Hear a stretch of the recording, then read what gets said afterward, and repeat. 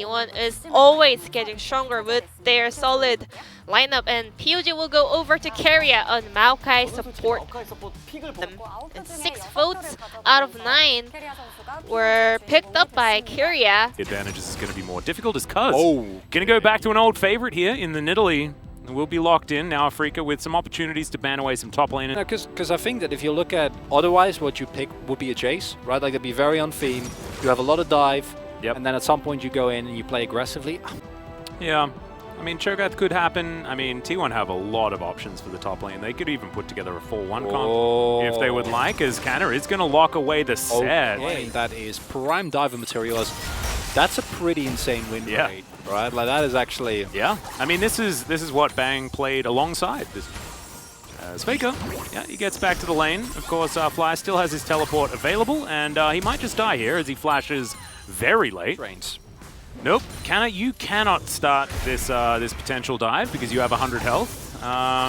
Faker is going to find Keen. There's the flash. Haymaker comes down, flash forward, and that's going to be first blood very easily here for Canna. Can Keen actually grab him? The answer is absolutely not. Traction repel and get a cute little trade in.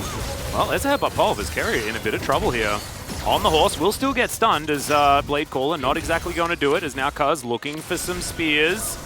Control Ward goes into the brush because unfortunately going to miss that one as now Dread as Cuz not wanting to let this one go as Faker comes on in. We'll see whether they can actually grab this kill as the bubble does go wide. Crashdown comes forward as Faker. Portal jumping over but has to come back. Dread still going to be traded most likely. Oh, but no, the Pulverize is too good. Double kill for Fly. Could it be the triple as the Blast going looking to get Carrier out, who remounts and is now trying to escape. Will he be able to do it? Crashdown going to be back off cooldown, but nope, not happening. Fly going to pick up 3 kills in the team fight, and maybe immeasurable big problem as Lahans, these roams, man. Yep, Dread's going to come through here as well, as there's the showstopper, but I don't know whether Canna can do this. Oh my goodness, gets a big shield there, but you can see Cuz throws a spear and says, no. At this stage, last game had a 4,000 gold lead, now it's only 2. T1 are basically ahead.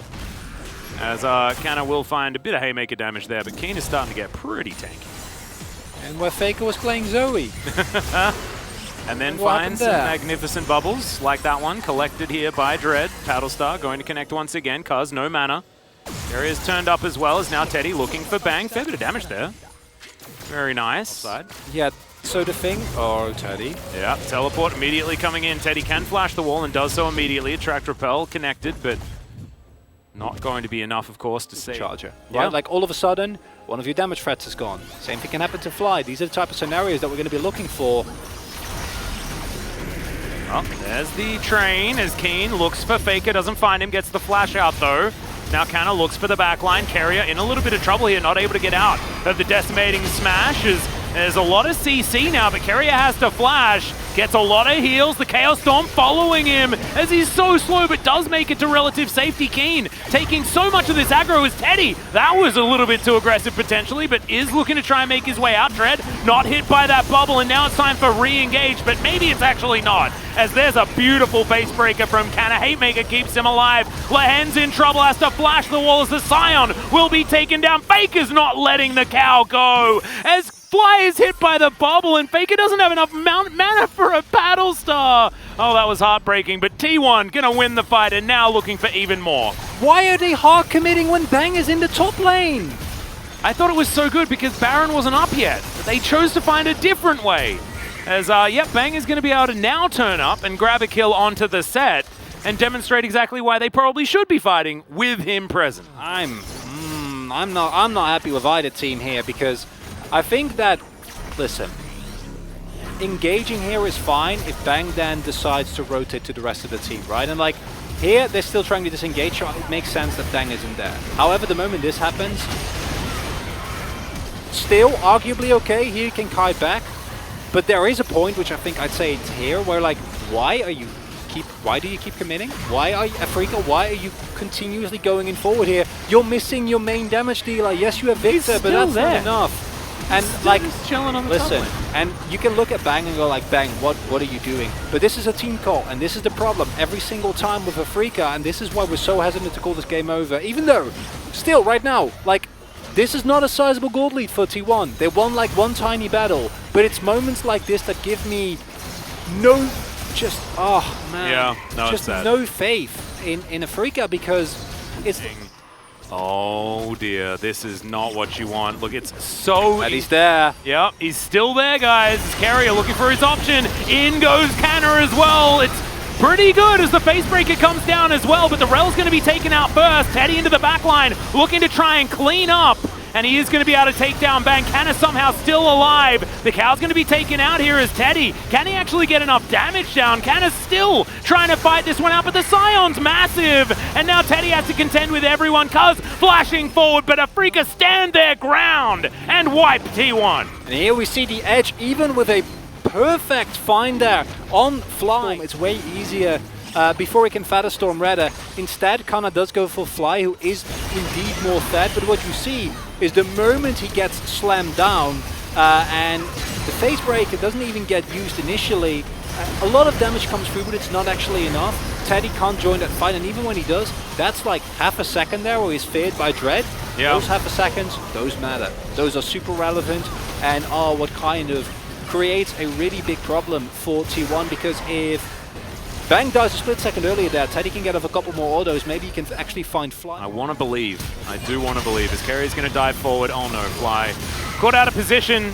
That's a fair bit of extra damage though, as now Dread looking for his way in. Fly is going to keep himself alive for a really long time. Eventually he does fall down, but it's a 1-for-1 in the end. Cuz also going to die as Canna has a lot of grit built up, but now Bang's going to come through and look to try and take him down. The face break is good, but it ain't good enough. Keen's going to be able to grab that one, and now Faker and Carrier looking for their opportunity. I definitely understand the apprehension. I think Afrika fans should do so, but what we're seeing here is promising. T1 continuously are now getting increasingly desperate. They're continuously overforcing on Fly, who has Zhonya's, which he uses here like he did last time. And I would like to see T1 try to shift away and go for Bang instead, because I feel like you have a bigger chance of blowing up, because the itemization coming in here from the Victor as well is Verdant Barrier. They have had some issues. Nobody knows this better than Afrika themselves. They really don't want to take a risk. They're playing it safe. Yeah, cute double knock up there as Canna's going to take a fair bit of damage. Into the backline goes Dread though, as he's getting taken down very, very low. Has to ult defensively now, as Voidseeker not going to quite find the mark, but they have zoned out effectively enough to take down that turret. Faker still just looking for any opportunity to take someone down. To be really happy about the situation, as Keen doesn't quite find anything with his ulti, as Dread also a little bit by himself, as Canna doesn't find the face breaker.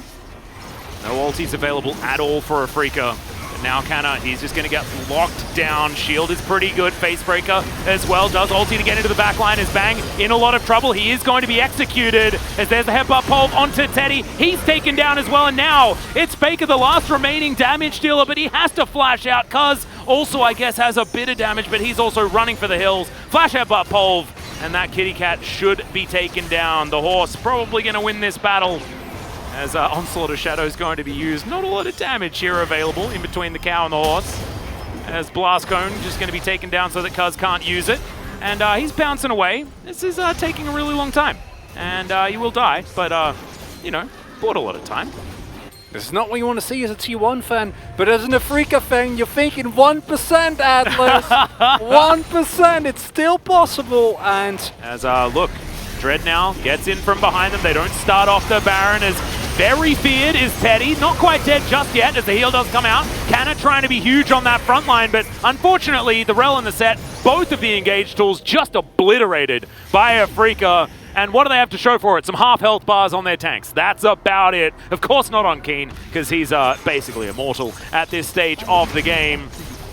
And Afrika just going to march it down the mid lane. They already have that bottom lane inhibitor that is up again in 8 seconds time. You best believe that is going to be dead immediately, as T1 looking to try and defend their Nexus turrets. Could this just be the end of Game 2? Have Afrika actually done it and moving us to a full series here against T1? I was definitely not expecting it, as Cuz going to be taken down pretty comfortably here. The Xayah also destroyed though, as in goes Carrier. Can we actually save the game, T1, as Faker does have an extra flash for himself. Fly going to be obliterated. Teddy has a triple kill now. teleport! Yep, we're looking for Dread, who just backs out. He's like, I'm getting into the enemy jungle. Let's see whether I can survive this one. This should just be Baron for T1. Like, This is a Hail Mary team fight. This should never happen, and the fact that it even happens in the first place is absolutely ludicrous. As we see here, the problem, what do you do here as Teddy or as Faker, right? Faker, right? Like, there's a reason why Hecarim is so strong. Like, this man runs you down no matter what, and then there's also a Cyan. Oh, Dread. Okay, Cannon's going to hold on to this one, and yeah, everybody else is streaming out of the base, but T1 will be able to grab the Baron. Yeah, is this actually going to work, though, is the question. Shouldn't. They are out of position, and if a team is out of position, that's when Zoe shines. Lehens has to use his ulti very early. Keen, decimating smash onto one, and still, Afrika haven't been able to get back into position just yet. Inhibitor turret does go down, and Teddy's just free hitting on this inhibitor. It will just go down. Afrika, no response. 2 inhibitors still dead on T1's side of the map. There are streams of super creeps heading towards this one, as that's a teleport. Carrier gonna crash down as Zoe gets back to base. Now Dread looking for Cuz. Keen had teleported in as well. I think they're gonna give Cuz up for the Ghost, as the Rel also going to be dead. And Teddy still backing. Oh my goodness, this is so dangerous. That should be it, Atlas. I don't think they can defend 3 versus 5. Yeah, especially when Can is desperately trying to find his way back. Teddy looking for Lehens. Lehens finally flashes. I think he was looking elsewhere. Teddy now having to deal with Dread. He's looking for the back. I don't think there's any way Teddy gets out of this one, as now he's looking to chase down the Hecarim. Yeah, you're not going to be able to 1v1 this Kai'Sa, but all he's trying to do is stop that back from happening. Onslaught of Shadows comes in, and the fear is real good. Faker has a stride breaker. And Teddy once again going to get denied. There's the showstopper into the backline. Lehens might die, but the Nexus turret's going to be taken down. Another back going to be attempted here, as the Nexus is so extraordinarily low. There it goes. Afrika topple T1 in Game 2. It's a valiant effort for T1, and we hold our hearts till the very end of the game. Oh, man. But Afrika freaks, dude. They keep the 1% dream alive. If you just tune in, this is do or die. This is do or die. This is a huge upset, and this theoretically keeps the dream alive, right? And like, I don't. His post-game breakdown, is now upon us, and let's have a look at this damage. Oh my God, Teddy doubled Bang's output, but didn't actually eventuate to anything. Because of course, you know, you've got an Alistar, a Scion, and a Hecarim. They're going to sponge 30k pretty comfortably. 진아 계속 가봐. 카이사 어딨냐? 카이사 아니야. 여기 몰라. 조심해봐. 가. 가자. 카이스트 옆에 카이스트 알리. 됐어. 내가 비영 끊을 때. 끝냈다. 알리도 와라. 걔 바론 버프라서 못 끊을 것 같은데. 여기 쓰면 조심해. 이걸 끊었어. 카이사 궁 있다 진영아. 없어. 없어. 오케이. 계속 끊을게 내가. 수면 맞았고. 끊었어. 계속 끊고 있어 이거. 끊어봐. 렐 8. 이거 해 타워부터 우리 무조건 타워부터. 타워 칠게 그냥. 타워 칠게. 타워. 넥서스. 아 이거 넥서스 이제 크리사 집한다. 직목과 집. 넥서스.